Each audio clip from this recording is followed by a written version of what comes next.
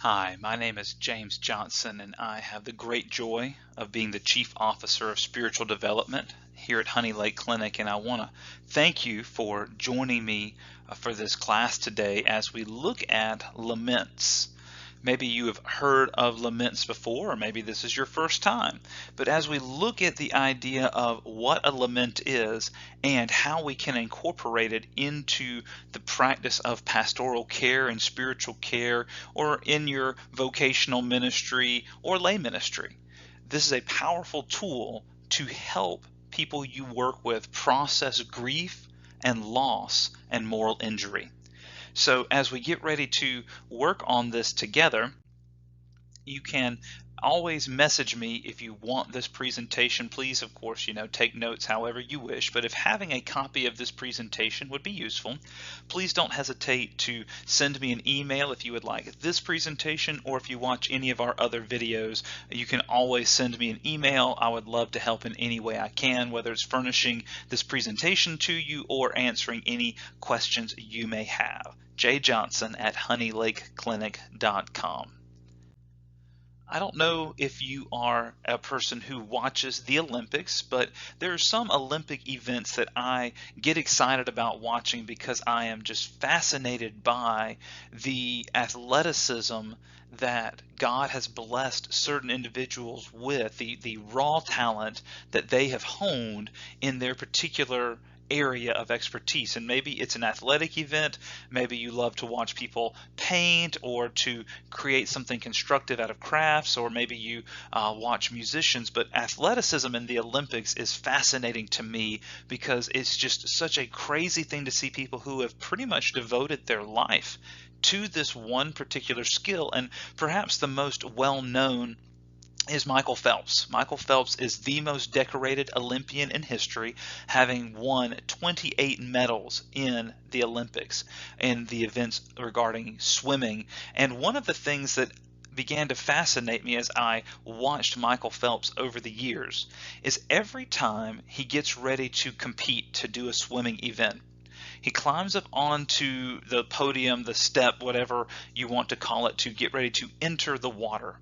He will do this fascinating move, this back slap, and you can see in this image he has just a fantastic physical frame. His body appears as if it was made to swim. I mean, he is long, he is lean, he is slender, he is muscular, but in a very trim and compact way. He just looks like he was made to glide into the water.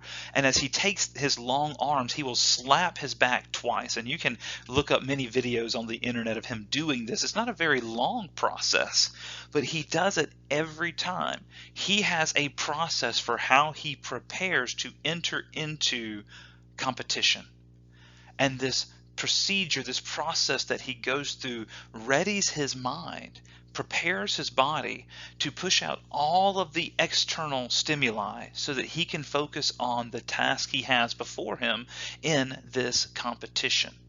This backslap is something he does every time to accomplish that goal. And you may wonder why he does this. What is the purpose of a simple slap on the back? He actually does it twice when he flips his arms around, and you should watch the video. It's very interesting. But if you were to listen to him in interviews, they've asked him about this, and this is his process. It does not give him some advantage over his competition and his competitors. So he's allowed to do it. It's not an unfair advantage, but it is his process to prepare himself to go into this competitive event. And this process is what we call a therapeutic ritual. A therapeutic ritual is a process consisting of a series of actions performed in a prescribed order that integrates the mind, body, and spirit. That process is a series of actions performed in a set order that integrates mind, body, and spirit. And a therapeutic ritual is not necessarily a religious ritual, though there are religious rituals that may be considered therapeutic. This is not something, when I say the word ritual in the spiritual care domain, I talk to patients or soldiers I work with or other people in the area of religion and theology, and we talk about rituals, we often think about something ceremonial, maybe even cult-like. The idea of conducting seances or drawing pentagrams on the floor, something stereotypical, maybe even prejudicial in our mind from scary movies or things we've seen on TV. But a ritual is simply something we do in a set order that helps us accomplish something internally, something we do on the outside that helps us do something on the inside. And so why do we use therapeutic rituals? Therapeutic rituals can be used in a variety of ways, but some of the more common ways that a therapeutic ritual can help someone is in the face of loss, a ritual can help us feel less grief. Think about funerals. We don't conduct funerals for the sake of the person who has died. They're dead. They don't really care what we do to honor them if they've passed on, depending on your spiritual religious beliefs. In the Christian mindset, we believe that the spirit leaves the body and goes to be with God, and so the body is just a shell, it's just a vessel at that point. That God created us as a mind, body, spirit combo, but at the point of physical death, that union is disrupted.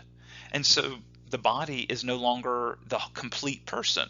And so if we bury them, if we cremate them, whatever, in the traditional Christian sense, that doesn't affect the person who has died. But the rituals that we perform can help a person process grief. Rituals that we do with our families can make us feel closer. One of the rituals that my brother's family conducts every Christmas is they have a Christmas breakfast.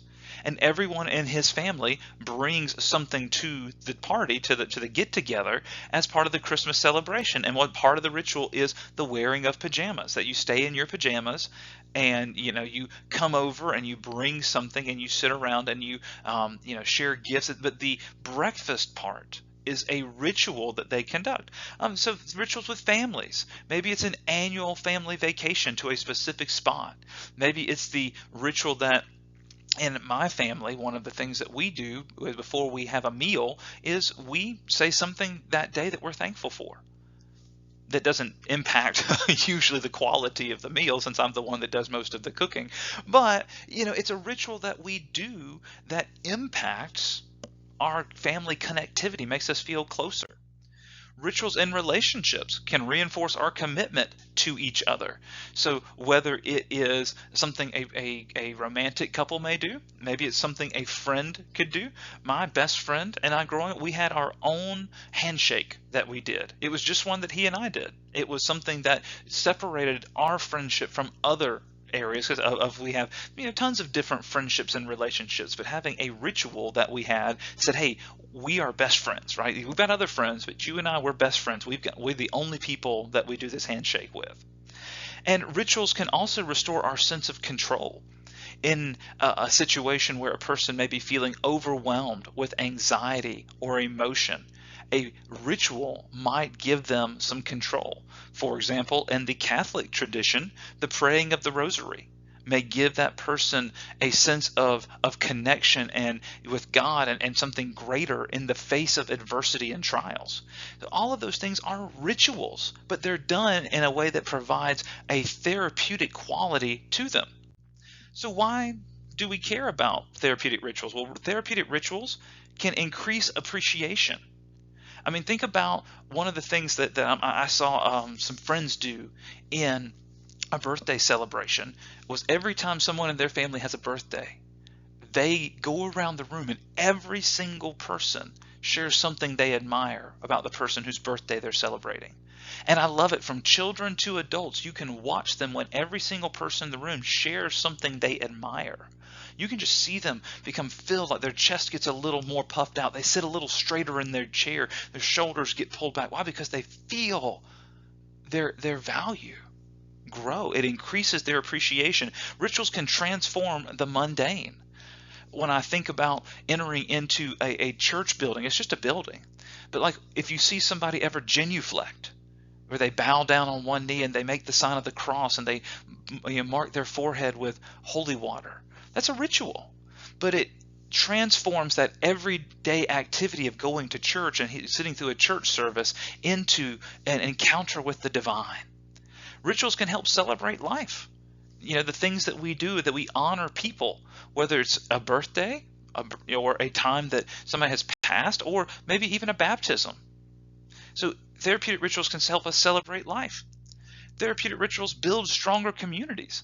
Think about things that for example, as a military guy, one of the rituals that was conducted when I finished basic training was when we finished our very last requirement to officially be a soldier. We had to do a 12-mile road march, and we did it through the night. We set out at nighttime, and we did it through the night, and it took many hours to do. And when I came back, we came into the area, but the other drill sergeants had lit some bonfires, and we carried in our pocket our beret, which was the sign that a full-fledged soldier wore their beret. And we took off our patrol cap, the regular hat we wore in the field, and we put our berets on, and we were really soldiers at that point. That was a community building ritual. And rituals help us to jump into action, like the one that Michael Phelps does, where he slaps his back twice before he goes into a athletic competition. Those are things that are all amazing things that therapeutic rituals can help us with, to help us do. But there are some things that therapeutic rituals are not. Therapeutic rituals are not magic. No matter what you've seen in a scary movie or a TV show, or things you may have thought about, read about when we deal with occult things, or certain worship practices that are destructive in nature. Therapeutic rituals are not magic. They don't fix all your problems. When Michael Phelps does his back slap, it doesn't guarantee him the win. He still has to enter into the competition, but it prepares his mind for it. The ritual is not magic. Bowing on one knee and making the sign of the cross as I enter into a church building isn't magic, but it helps restore my appreciation for the supernatural. Therapeutic rituals are not gods. One of the things that can happen if a person becomes so fixated on the ritual that the ritual can stop being something that frees somebody and empowers somebody, it can actually become something that they worship. It's not something that's required. This is silly, but I have a pre-flight ritual that I've done because I've always been scared of flights. And so I fly a lot with the military every month. And so before every plane ride I take when I fly each month, I go through the gift shop, and it has to be the gift shop in the airport. It can't be the grocery store or the gas station.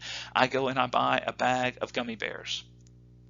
And I have that too. Eating the gummy bears on the plane gives me comfort from my childhood. And so it's my pre-flight ritual to buy the bag, and then when I sit down in my seat on the plane, I open the bag and I eat it. It's not required though, because there have been times where I've been late for a flight, or a flight time has changed, where I have not been able to get my gummy bears to eat on the plane.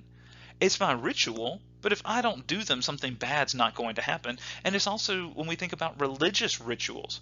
If I don't genuflect when I enter the building and anoint my forehead with holy water, God doesn't hate me. It's something that helps me to appreciate God's presence and the sacredness of that building that's been set apart for a purpose. But God doesn't hate me if I don't do the ritual. They're meant to help, not hinder. How do we define the difference between a habit, a routine, and a ritual? Well, this chart helps us. We see that there's a spectrum of effort and consciousness. On the lower end, something with little effort and little consciousness falls in a habit. When I put my shoes on every day, I go sock, sock, shoe, shoe. Left foot, sock, right foot, sock, left shoe, right shoe. That is my habit when I get ready in the morning to leave the house. One of the other habits I do is I will make sure that I put all my things in my pockets. And I have a prescribed order. I put them in my pockets. But the reality is I kind of do that with very little consciousness, very little effort. It's just something I do. Another routine, however, that is a little bit higher up, requires specific effort and specific consciousness, is that whenever I get ready to go to bed at night, I set out all of my things for the next day. It is a routine. it requires me to put forth effort. It's not something I do without really thinking, without making much effort. I have to go through the day and say, okay, what am I doing tomorrow? What type of shoes should I wear? What type of clothing should I wear? What things do I need to set out? Do I need to make my breakfast ahead of time and have it prepared? Do I have to leave early in the morning? Those are routines, but I do it every night before I go to bed. It takes more work and more thinking, so it is not a habit, it is a routine. But then on the further end, that requires a lot of effort and a lot of consciousness, so it's done less often, is the ritual. The ritual is not something that you do willy-nilly. It takes specific effort and you have to specifically think about it. Studies show that when people put less thought into the ritual, it has less of an effect. It's something that you plan ahead for. And so the more thought and the more effort you put into it, the more meaningful it is. So as we've talked about therapeutic rituals, what does this have to do with laments? Well, let's connect the two. A lament is a therapeutic ritual. It's a specific type of therapeutic ritual which takes the form of a prayer. It's a specific prayer, though, that expresses sorrow, pain, or confusion. Laments are a powerful way that Christians can process grief in God's presence. Now, a lament does not have to be directed towards God, but since Christians pray specifically to one single God who we believe is the one true God, then this is a prayer to God, to Yahweh. And so laments follow a set pattern for describing our feelings and being able to express emotions we might not be able to do otherwise.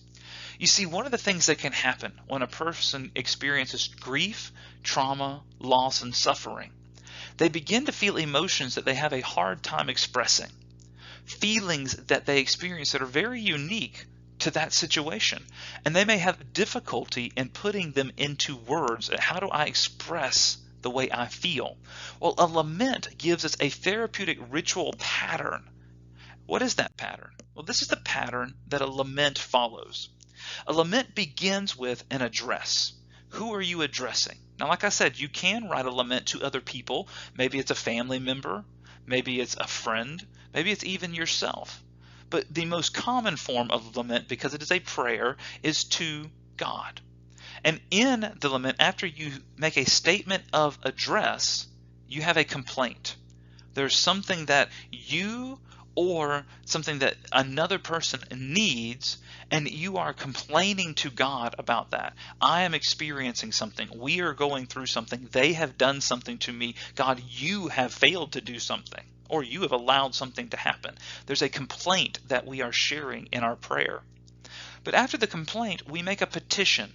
We ask something of the person, or in this case specifically to God. We're asking God to do something for us. But then we have to give a motivation. Why are we asking God to do this? Well, we may need to make a confession to say, I have done something, I need this to change. Or maybe you feel like you are experiencing a hardship that you don't deserve, and you give your protestation of innocence to God to say, God, I am innocent and I do not deserve to go through this. Or we call this the public relations value of the petition, the motivation for the petition, the reason why, that God, I'm asking you to do this because of your name and your reputation, that you have a reputation to uphold. You are honorable, you are just, you are righteous. And because of that, of who you are, I'm asking you to do this on my behalf. And then lastly is the confession of trust. That we say, God, even if I don't understand what's going on, and even if I don't like it, I trust you. And then, excuse me, I said number 5 was last, number 6 is last. The lament ends with the vow of praise. Now, over 2/3 of the Psalms and the book of Psalms are laments. They are complaints of some kind, asking God to do something. So let's look at an example. This is Psalm 13, and this is a lament. Look at the lament, and then we'll see if it fits the structure. Let's read it together. Psalm 13, it's not a long one, it's only 6 verses. Let's read it together. O Lord, how long will you forget me? Forever? How long will you look the other way? How long must I struggle with anguish in my soul, with sorrow in my heart every day? How long will my enemy have the upper hand? Turn and answer me, O Lord my God. Restore the sparkle to my eyes, or I will die. Don't let my enemies gloat, saying, we have defeated him. Don't let them rejoice at my downfall. But I trust in your unfailing love. I will rejoice because you have rescued me. I will sing to the Lord because he is good to me. That's the 13th Psalm. Look at how the 13th Psalm actually fits into the pattern of a lament, because most of the Psalms are laments. Look at this, the address portion. O Lord, who is the psalmist addressing? They're addressing God. O Lord, how long will you forget me forever? How long will you look the other way? That is the address that they're crying out to God and saying, Lord, this is my cry to you in prayer. What's the complaint, though? Now that the psalmist has addressed God, what did they complain about? How long must I struggle with anguish in my soul, with sorrow in my heart? And then he says this, how long will my enemy have the upper hand? So he's complaining about both his anguish and sorrow, but also about his enemy having the upper hand. Now, most scholars agree that this psalm is written by King David in one of his trials. And David is crying out to God saying, I am in anguish and sorrow, and my enemy has the upper hand. My enemy is defeating me. And then David makes this petition to God. Turn and answer me, O Lord, my God. That's an interesting balance. David is complaining to God, but he is constantly keeping in the forefront of his mind that Yahweh is his God. You see, in the context of David's kingdom, and the writer of the Psalms, there were many gods. That the people of the area had gods. Every nation had a god. This is called henotheism. That every nation, every land had their god. And David is crying out to his God, because David and the Israelites believed that Yahweh was the supreme God. That there were other heavenly beings, but that Yahweh is the one true God who created everything else. And so he is saying, turn and answer me, O Lord, my God. Restore the sparkle to my eyes, or I will die. Why should God do this for him, though? He chooses the public relations value and saying, don't let my enemies gloat, saying, we have defeated him. Don't let them rejoice at my downfall. Why? Because who is David? David is God's king, his anointed one, God's chosen king for Israel. And so he's saying, don't let them gloat, saying we've defeated him, because this is something that, I belong to you, God. My public relations value to you, that God, you need to take care of me because I am the king you have chosen. I'm the person you have set apart. And if something bad happens to me, then the nation will not trust in you. But look at what he says. After all of these things, he said, he begins to close the lament with this confession of trust. But I trust in your unfailing love. That David is complaining, but he recognizes God's love does not fail. And then what? He rejoices. I will rejoice because you have rescued me. Now, David's problem hasn't gone away yet. This is all one prayer. David is looking back to the past, maybe to times like when he fought Goliath, or when he went into battle as a general and God gave him the victory. He's saying that I rejoice. Why? Because you have rescued me. And then he says this, I will sing to the Lord because he is good to me. So if he goes from talking directly to God to making a concluding statement, a vow of praise, I will sing to the Lord. I will sing to Yahweh because he is good to me. You see how this psalm fits the pattern? So now that we understand about therapeutic rituals and we understand what laments are, why should we use them? What good is a lament to me or the people I work with? Using this pattern is very helpful for giving our patients and ourselves a voice to our pains and our complaints to God.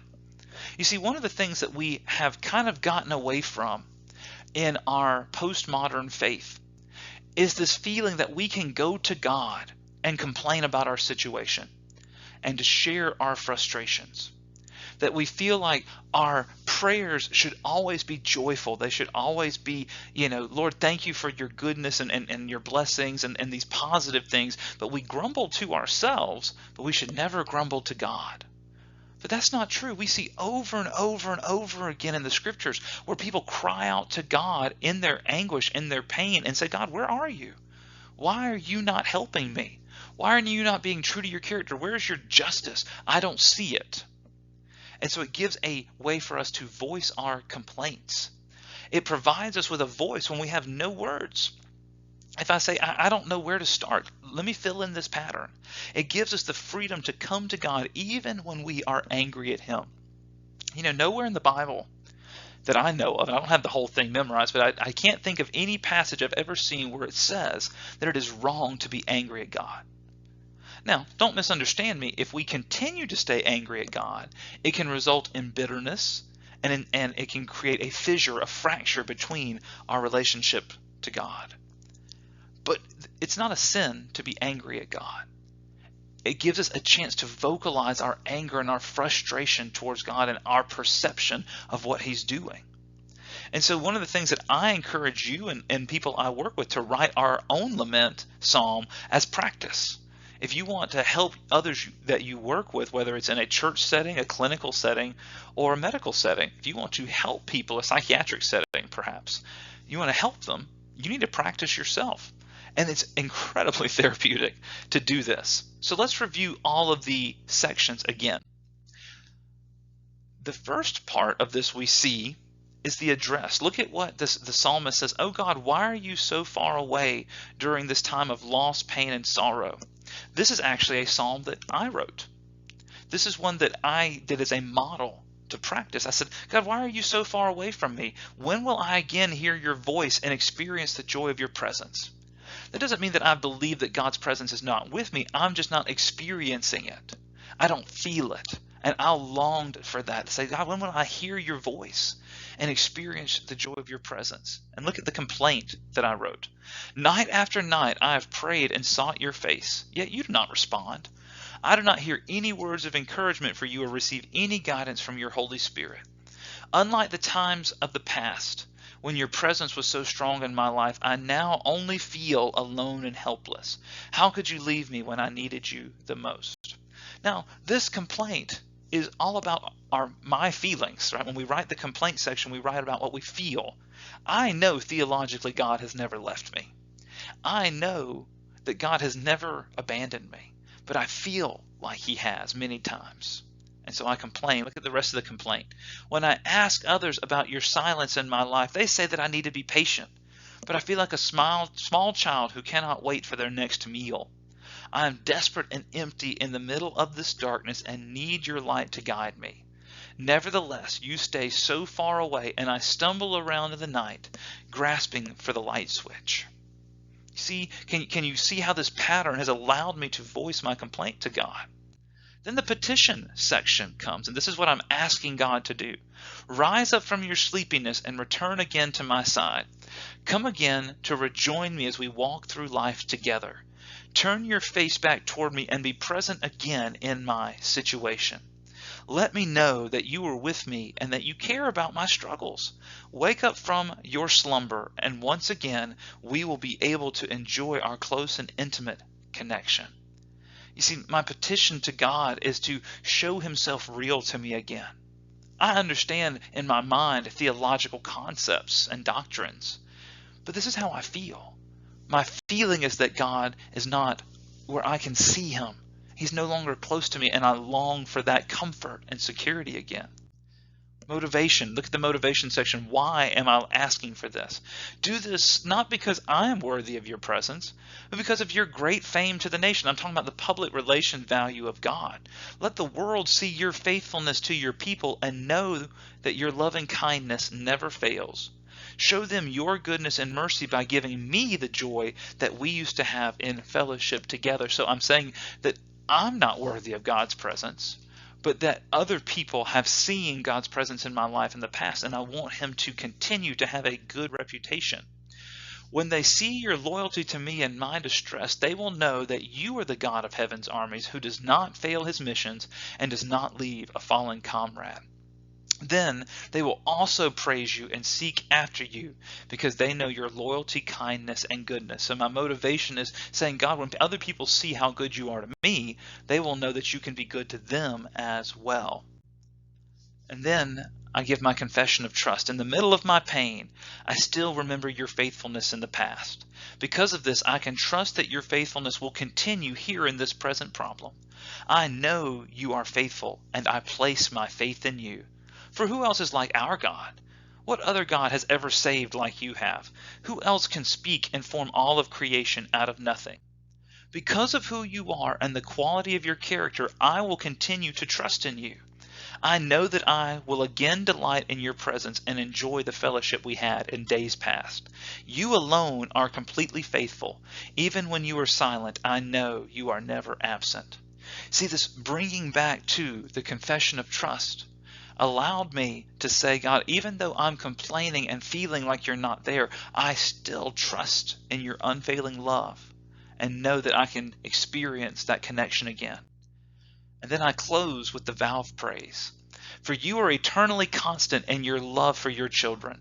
Nothing can separate you from us, and nothing can break the bond we share with our God. You are our constant refuge, our forever Father, and our constant companion. May our hearts always stay focused on you, O Lord, and your unfailing love for us. So that's a lament that I wrote to help me process some of my pain and my grief. But you can also do this too. Now that you know what a lament is and how it's structured, and you've seen an example, you can utilize this method to acknowledge and process things in your life that you need to grieve over, or you can help other people to do it.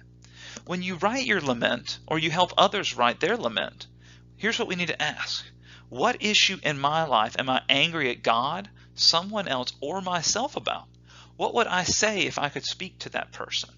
Now, like I said, laments are primarily used to cry out to God.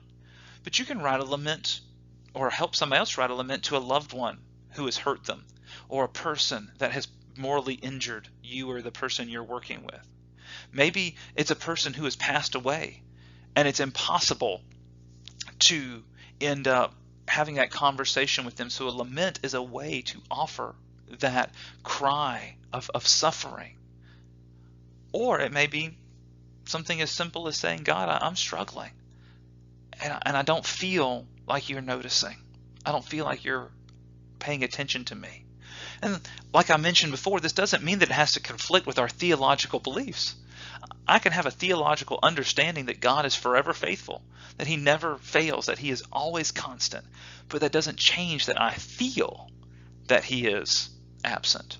You see, one of the things I tell people all the time is to get to truth, we have to balance feelings with reality. Feelings balanced with reality lead us to truth. A lament helps us take our feelings and express them, balance them with reality, and ultimately lead us to truth by following this pattern. Who am I addressing? God or someone else? What am I complaining about? Something I have done, they have done, or something that I feel is missing? Then I give a petition. What do I want to see happen? Why? The motivation part answers that. Why do I want to see this happen? What is the reason why this should happen? Why should this person do this? Why should God do this? And then end with a confession of trust, trusting that the person has a right heart or wants a right relationship, or if I have a trust in God because of his faithfulness. And then a vow of praise. Now obviously you can't praise the person at the same way you praise God, but maybe if you're writing a lament to someone, you can praise them for the things they've done in the past, their kindness, their compassion, their help in times of trouble. So following this lament pattern can be incredibly helpful. So follow this pattern for yourself and for other people you help. But you may ask the question, then what? Okay, so I've written the lament. What do I do with it? Well, once you or the other person has written the lament, you have some options. Here are some things that I have found helpful, and you may brainstorm better ways, but these are just the things I've done in my own practice. Number one, put a date on it and revisit it every 3 months. Put a date on it, put it in your Bible, put it in a journal, and go back to it 3 months later and see if you still feel the same way, especially if this is a prayer to God. Do you still feel like God is far away, that God has abandoned you? Or is this, have you reconciled that and said, no, and now I see how this has worked out? Put a date on it and check on it every 3 months. Maybe the first 3 months didn't help, but maybe 6 months or 9 months or a year later. Keep checking back and seeing how your feelings or their feelings have changed. Another powerful thing to do is to share it out loud with a trusted companion or even by yourself. One of the things that Dr. Michael Zoda shared is that the only thing we know at this point that uses both halves of our brain, the creative and the logical, at the same time is when we say something out loud. This is why confession has so much power. That when we say something about ourselves or about someone else or our life situation, positive, negatively, whatever, when we say something out loud, it uses our creative and our logical halves of our brain together. A year ago, I had this great idea, and I'm a creative person, so I had this idea that, you know what, I used to teach online. COVID has made so many schools online. Why don't we sell everything we have? We'll sell our home, we'll sell our vehicles, get rid of everything. We'll buy a boat, and I'll teach classes online using a mobile hotspot in my computer to make money, and my wife can homeschool our girls, and we'll just float around the Caribbean and live in the tropics in our boat. That sounded great in my brain. But when I called my wife and I said it out loud, she asked me this question. She said, "Do you hear what you're saying?" And I said, "Yeah, now that I say it out loud, it seems a lot less practical." Not impossible, but a lot less practical. It wasn't really as easy as it sounded. Why? Because my logical half of my brain was brought into the equation. So when a person shares a lament out loud, it helps them process. Numerous studies have been shown on the power of dialectical or talk therapy. So say it out loud. Number 3, this is one of the things we do at the clinic. We work with our treatment team when a person is struggling with grief and loss and sorrow, is we help them write the lament. And then we get security to approve it, and we set a fire in the fire pit. And we have the person come and they say it out loud. They say their lament out loud, and then they burn it in the fire pit. And they allow the burning to symbolize. We say this is a symbol. They burn it, and they're letting go of their pain and their grief and their complaint and petition to God, and they allow the smoke to go up into heaven as a symbol of their prayer going up to God in heaven. And that may sound very simple, but it's incredibly powerful. There's a fancy word, cathartic. Catharsis is the resolution, the peace in a storyline that all of the problems and conflicts are solved. That it's very cathartic to do this, to write the lament, to say it out loud, to burn it in the fire, and to watch as the smoke goes up into the sky and to say, "God, this smoke symbolizes my prayer going up to you in heaven." So why do we use laments? Why do I encourage you to use laments? Man, using laments, using this pattern, is very helpful in giving a way for our patients and ourselves to voice our pains and complaints to God, and I would even say to others. It provides us with a voice when we don't have the words and gives us the freedom to come to God even when we're angry. I encourage you to work with your patients and to write your own lament psalm as practice for helping to use this method. I think this is powerful. I've seen it powerful in my life and my practice, and I hope that you will find it as well. But this is just a selected biography. These are some sources I would encourage you to check out to talk more about therapeutic rituals and specifically in the power of lament and using laments in your life as you minister and help and counsel and guide other people, whether it's in a private practice, a clinical setting, a medical setting, or a parish setting in your church community. But as you do this, please don't hesitate to reach out. If I can be of any assistance, please don't hesitate to send me an email, give me a phone call, or a text. And so I pray that this blesses you, that it helps you and empowers you and gives you another tool in your toolbox to help you and those you work with to express, process, and heal from grief, loss, suffering, and moral injury in our lives. So I pray this blesses you. And if I can be of any help, don't hesitate to reach out. Thank you for joining us.